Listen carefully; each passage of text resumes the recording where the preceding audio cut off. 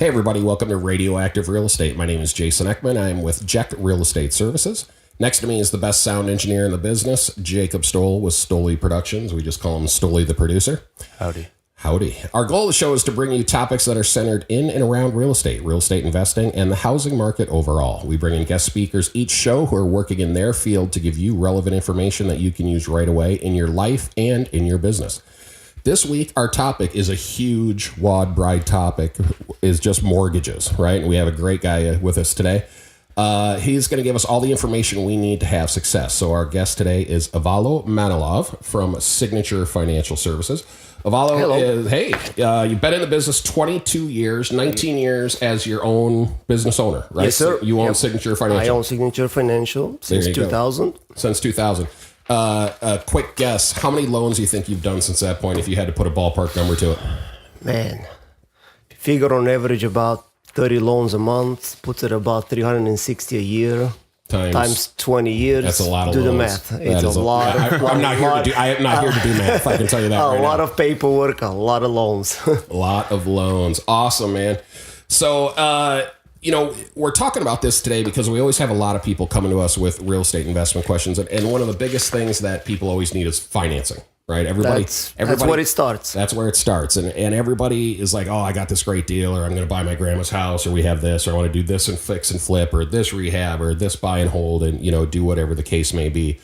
So, and that's why, when we had talked before, this could be a 3-hour show if we were going to cover. Oh, absolutely. We can go days. We can talk for days, but we want to keep it, more relevant and just take the niche of real estate investing and some of the things you can do there, as well as maybe some rehab type ones. I know we talked about some other ones. So, I guess, what do you see as the most relevant piece of information? If I came to you as an investor and I said, hey, which I have, I'm working, yes, just so everybody knows, I'm working with Ivailo right now. He is. I am.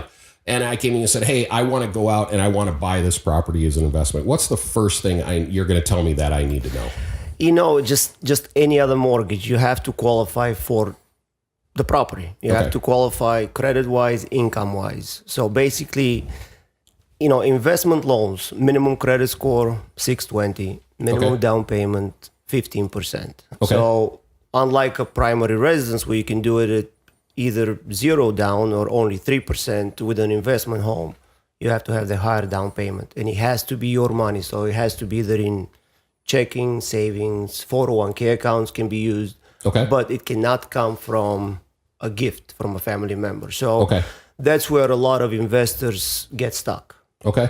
Once we get past that, then obviously qualifying is just completing the basic loan application, pulling the credit, make sure everything works. We send out the approval letter, and you start looking for homes. Okay. Now, just like you, I've been in real estate investing for a long time, going on 20 years. And back in the early 2000s, before the up and the crazy down of the whole market that we all experienced, when I did a couple of my first places, I was getting all sorts, zero down investment loans. Of course, and absolutely. Stuff like that, and 5% or negative AM. The good old days. I called it the Wild West of that is exactly what it was. Back then.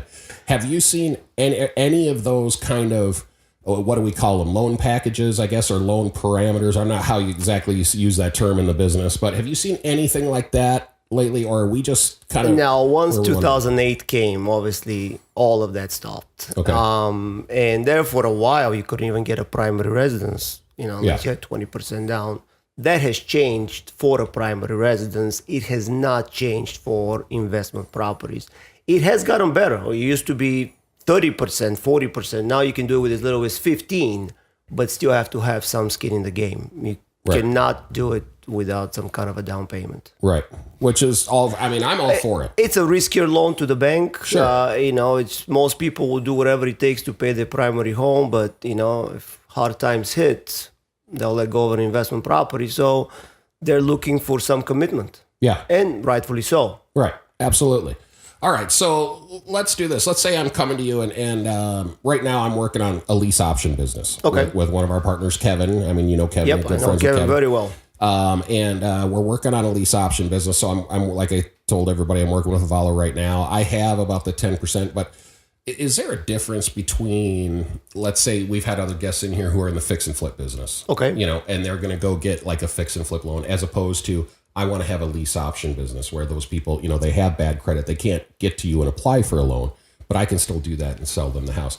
Are there different loan packages for different types of investments, or is it just kind of what you can qualify for will determine where you're at? Great question. No, there's actually quite a few options, which is nice. We do have, it's called the home style renovation loan, and it works for investors just like for primary residences. Basically, an investor goes out there and sees a home that needs a ton of work. Okay.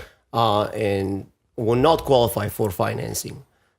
Till only a few years ago, the only options were to basically buy it cash. Right. Not anymore. So they'll look at the property and let's just say it's listed for sale for $200,000, but needs about another $70,000 worth of work. Sure. They'll go ahead and hire a contractor, get estimates. We will finance the purchase price plus all the improvements minus the 15% down payment. Okay. So in a sense, they don't have to come out of pocket $200,000 and then another 70. Right. All they have to come out of pocket is the 15%. It's a little bit of a complex loan because they have to go through the steps of getting the plans, they cannot do the work themselves by any means. No handyman, he has to be licensed. A general contractor, licensed, insured, or licensed contractors, subs, all that. AA, C-techs, electricians, plumbers, whatever the case might be, they all have to be licensed and insured, and they have to be approved by the bank to be able to do business. Okay.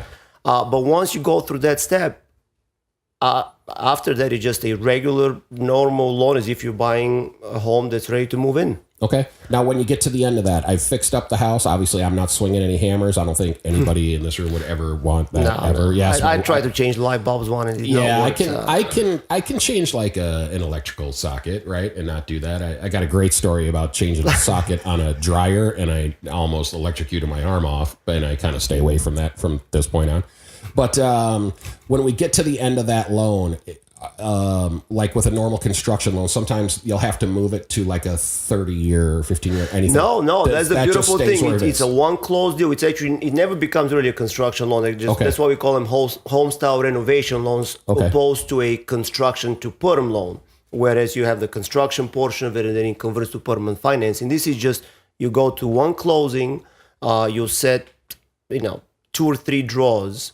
Okay. So as soon as one stage is completed, the contractor gets their money. As soon as the next stage and so forth, you have 6 months to complete the work. Okay. And once it's done, basically all we do is we send an appraiser out there to do a final inspection, make sure everything is completed, and the story. And away you go. Yep. No other expenses, no other closings. Your interest rate is locked in and guaranteed at the time you close on the home. No surprises. Gotcha. I have another question. Stoli, feel free to chime in here if you have anything. As I said, I'm working with you on some stuff. My wife and I filed joint taxes. Mm-hmm. Okay. What if I want to do something and qualify for something on my own per se, even though I file taxes jointly with my wife? Am I still able to do that? Great question. How does that work? Absolutely. And I highly recommend, if you can qualify on your own, you should. Okay. For several reasons. So the maximum finance properties an individual can have is 10. Okay. So if you actually bought them together with your wife, now both of you are maxed out at these 10 properties, and you're done. 10. You're done. Right. But if you do them separately, you can do 10 and she can do 10. So now you're going to 20. On an investment home, the mortgage itself is not an additional liability towards you. We use the rental income that the property will generate to offset part or all of that mortgage. Okay. So you don't need to make, a lot of people think I need to make hundreds of thousands of dollars to qualify for these mortgages. It's not the case. We would use the rental income. So for example, I have a good client of mine I've known for years, retired people, both on fixed income in their 70s, but they've done well over their lifetime. Right. All they get is Social Security. They bought 11 homes. Wow. On Social Security income. That's it. Because their primary residence was paid for. Okay. They had no other debt. Right. And honestly, on top of my head, I think their Social Security income was probably between the two of them less than $2,000 a month. Wow. And we were able to get them 11 mortgages between the two of them. That is... Because again, the investment home produces income. Right. And we have to be fair. We will give you credit for the rental income. we have the appraiser complete what's called a 1007 rental schedule. Okay. Gives us the rental value of the home. So let's just say it's $1,500 a month. That $1,500 a month is applied towards that mortgage. Gotcha. And so I just have to bring you, basically, if I get a place that's already rented, I just give you the lease as paper. Yeah, absolutely. Yeah. Okay. Produce the lease, we're going to use that income. Oh, So all you have to really qualify with is your current income and your current debts. and away you go. It's beautiful. So, but even though, like with me, you would still see my wife on the taxes. It that's doesn't matter. irrelevant. No, we'll get you W-2s, we'll get your pay stub, so we will separate you from her. Nice. And just use your income for the qualification. Or if you're single like Stoli, that doesn't really matter. Yeah. He's living the life. Living the life, absolutely. And I have a quick one. Is there? I'm looking to get funding for a condo right now. Okay. There's a minimum requirement to get a mortgage or a loan? That's a great question. Condos are a little more challenging. There is an additional step that we need to go through. So whether it's a primary residence, second home, or an investment property, all condos have to go through a review. Now, there's two stages of review. You can either do a full review, which is a questionnaire that's about 30 questions plus all the financials, or a limited review. Then the questions go from 30 to about 10 and no financials, obviously much easier. The difference is in down payment. So for an investment property, for example, 15% down is still the minimum, but that will require a full review. And a lot of condos out there will fail it, mostly because the owner to non-owner ratio is too high. It cannot exceed 50%. So basically 50% of the units or more in there have to be owner occupied. And a lot of the projects nowadays still fail it. They're still mostly investors. To go to limited review, which becomes much easier, you have to put 30% down for an investor. Sure. Primary residence is a completely different thing, but for an investor, it's 30% minimum. So the down payment basically doubles. You can get some good deals on condos still because, again, a lot of them may not pass, but a lot of people don't know. If you do put the 30% down, the approval process is very simple, very quick. So as long as I come with the 30%, you more than likely will fund the rest. Unless the HOA is in total disaster. Right. I mean, really, the only other thing that could cause a problem is if there's pending litigation against the HOA on a limited review. It eliminates all of the other problem questions, like the owner to non-owner ratio, the reserve requirements, and so forth and so forth. I have a feeling we are going to get a lot of questions on this show. When just based on like I said, we could go for days, guys. I mean, this is just the tip of the iceberg. I don't think anybody wants to listen to us for days, so I think we're going to be okay. I don't want to listen to me for days. Yeah, there you go. All right, Ivailo. So this is the part of the show we have a little fun with our guests. Like I said, we've talked a couple times before we got here, but we turn this over to Stoli Produce. I do have one question because I know I'm going to get it. Where are you originally from? Oh, here we go. Yeah, here we go. I like to say Tennessee, but it never flies. No, not at all. So no, I'm originally from Bulgaria. Bulgaria. Yeah. All right, there you go. Yeah. All right. Awesome. All right, so Stoli, this is Stoli's 5 rapid fire questions. Oh, here we go. Come on, Stoli. Cool. Take it. The new condo owner. Since you're from Bulgaria, I'm going to lead with this question. Do you speak another language? And obviously. How yes. many? Well, really Bulgarian only, but I can understand Russian because the languages are pretty close. They all use the Cyrillic alphabet. Okay. Favorite day of the week? Oof. I would have to go with Thursday. Thursday. I don't know. It's just in my business, it seems that Mondays and Fridays are always so crazy. I'm pulling my hair out. Tuesday kind of doesn't really have a feel, and Wednesday it's just the middle. So I'm gonna go with Thursday. Thursday it is. All right. But I love every day of the week. Yeah. Favorite holiday? Ooh. Thanksgiving. Very nice. Invisibility or super strength? Invisibility. I like to cause some problems. I saw that look on your face. I was like, I know where he's going already. And last one, favorite junk food? Favorite drunk food? Junk. Junk? We could do drunk food. Sure. I think it's going to be both, actually. Cheeseburger. Cheeseburger. Any certain spot? No, really. I don't do them often, and when I do, I just love it, whatever it might be. Have at it. That's awesome. All right.